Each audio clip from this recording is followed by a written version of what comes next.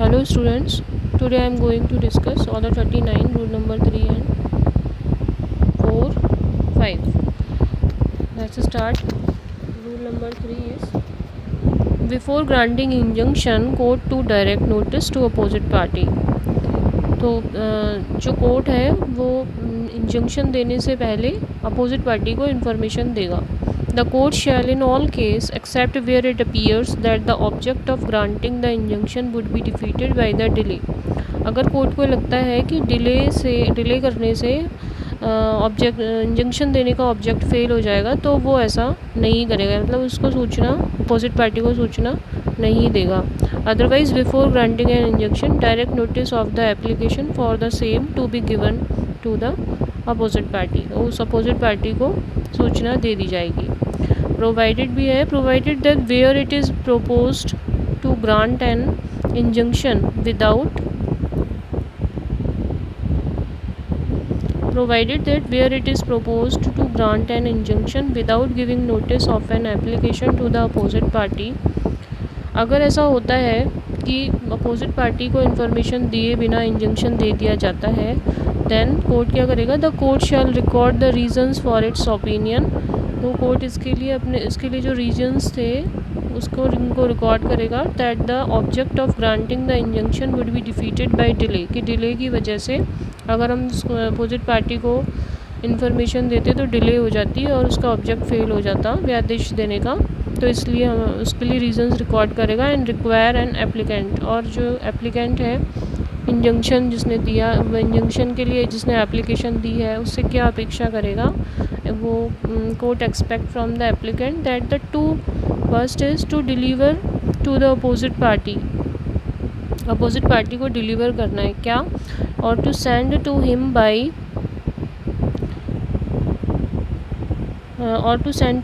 Registered post, और उसको registered post से ये भेजे क्या? Immediately after the order granting the injunction has been made a copy of the application for injunction. एक एप्लीकेशन इंजंक्शन की एप्लीकेशन भेजे और उसके साथ में क्या भेजेगा?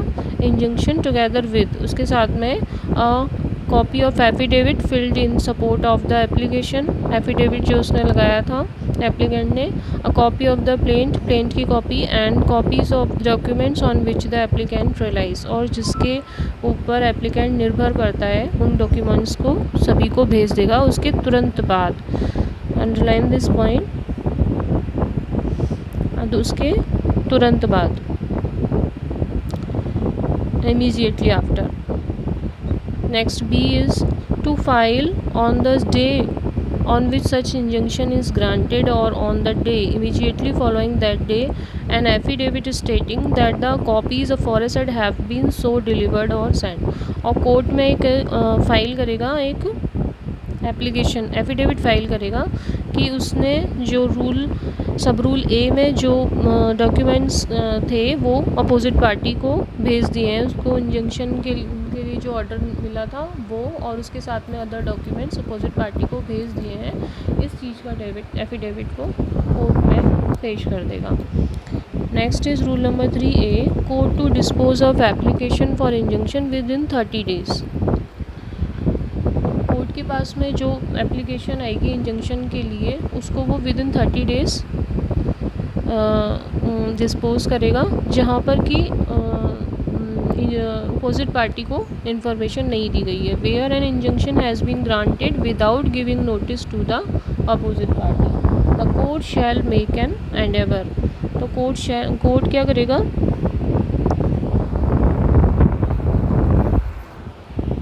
उसको 30 दिन में निपटाने का प्रयास करेगा. The court shall make an endeavour to finally dispose of the application within 30 days from the date on which the injunction was granted. From the date on which the injunction was granted, and where it is unable so to do, it shall record its reasons for such inability. अगर ऐसा करने में 30 दिन के अंदर वो उसको निपटाने में असमर्थ होता है कोर्ट, तो उसके लिए रीजंस भी रिकॉर्ड कर देगा.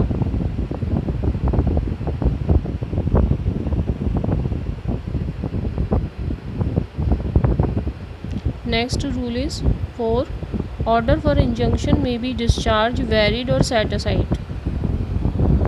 तो व्यादेश के लिए जो आदेश दिया जाता है उसको डिस्चार्ज किया जा सकता है, वैरिड किया जा सकता है, या उसे सेट असाइड, अपास्त या फेरफार भी उसमें किया जा सकता है। Any order for an injunction may be discharged और वेरिड और set aside by the court. ऐसा किया जा सकता है कोर्ट द्वारा on application made thereto by any party dissatisfied with such order. अगर कोई पार्टी इंजंक्शन वाले ऑर्डर से डिससेटिस्फाइड है तो वो अपास्त किया जा सकता है। Provided that if in an application for temporary injunction और if in any affidavit support such application, a part has knowingly made a false or misleading statement in relation to a material particular।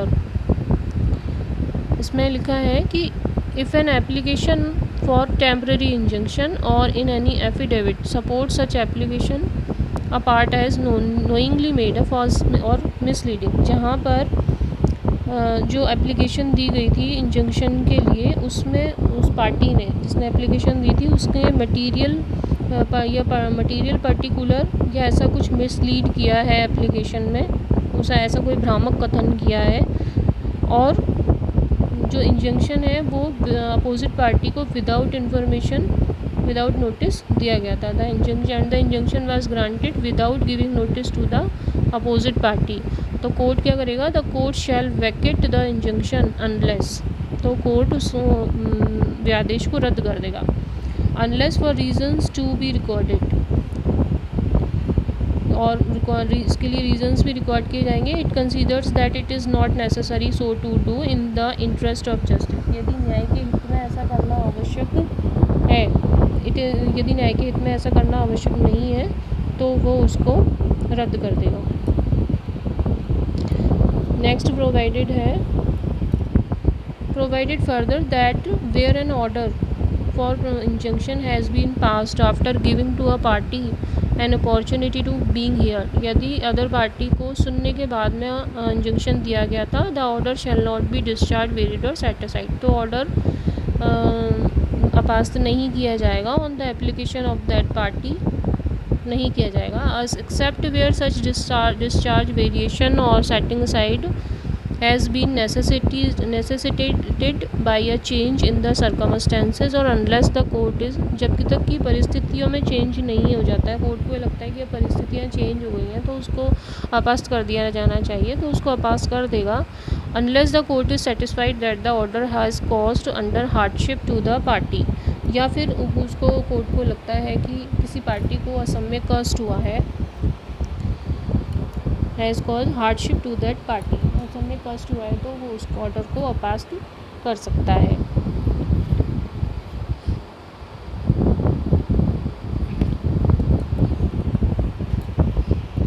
Next rule is, last rule is injunction to corporation binding on its officer. अब we know that a legal identity is given to a corporation, इसलिए अगर किसी निगम को an injunction directed to a corporation, यदि किसी निगम को व्यादेश जारी किया जाता है तो binding is binding not only on the corporation itself but also on all members and officers of the corporation. तो वो कॉरपोरेशन के सभी अधिकारियों और कर्मचारियों पर को बाउंड करेगा, whose personal action it seeks to restrain, जिनके एक्शंस को रोका गया है। तो केवल कॉरपोरेशन के लिए बाइंडिंग नहीं होगा, वो उसके ऑफिसर्स के लिए भी बाइंडिंग होगा। That's it, this is all about temporary injunction in order 39. Thank you.